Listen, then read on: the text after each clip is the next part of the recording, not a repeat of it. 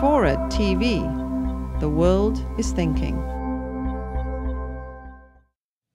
I know there's a criticism out there that my administration has been spending with reckless abandon, pushing a liberal social agenda while mortgaging our children's future. You've heard the argument. Well, let me make 3 points. First, as I said earlier, the worst thing that we could do in a recession this severe is to try to cut government spending at the same time as families and businesses around the world are cutting back on their spending. So as serious as our deficit and debt problems are, and they are very serious, major efforts to deal with them have to focus on the medium and long-term budget picture, not on the short term. And that's exactly what we've done. Second, in tackling the deficit issue, we simply cannot sacrifice the long-term investments that we so desperately need to generate long-term prosperity. That's the argument that some critics have made. Well, you're proposing health care reform. You shouldn't be doing that.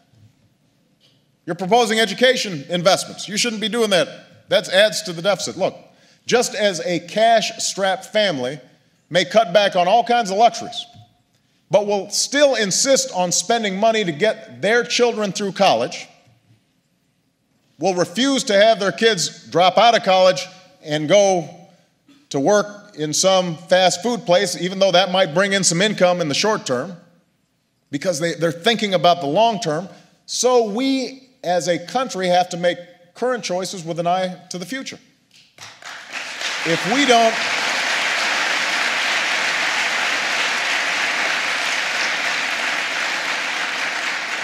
we don't invest now in renewable energy, if we don't invest now in a skilled workforce, if we don't invest now in a more affordable healthcare system, this economy simply won't grow at the pace it needs to in 2 or 5 or 10 years down the road.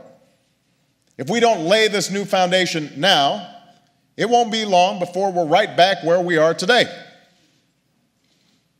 And I can assure you that chronically slow growth will not help our long-term budget situation. That's the second point. Third point, the problem with our deficit and debt is not new.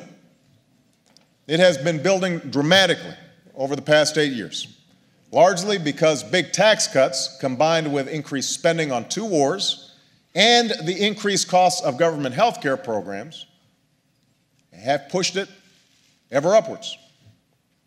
This structural gap in our budget between the amount of money that's coming in and the amount of money that's going out will only get worse as the baby boomers age, and will in fact lead us down an unsustainable path.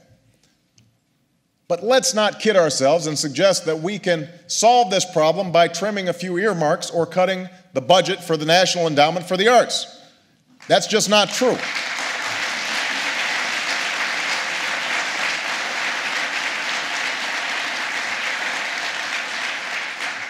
Along with defense and interest on the national debt, the biggest cost drivers in our budget are entitlement programs like Medicare, Medicaid, and Social Security, all of which get more and more expensive every year.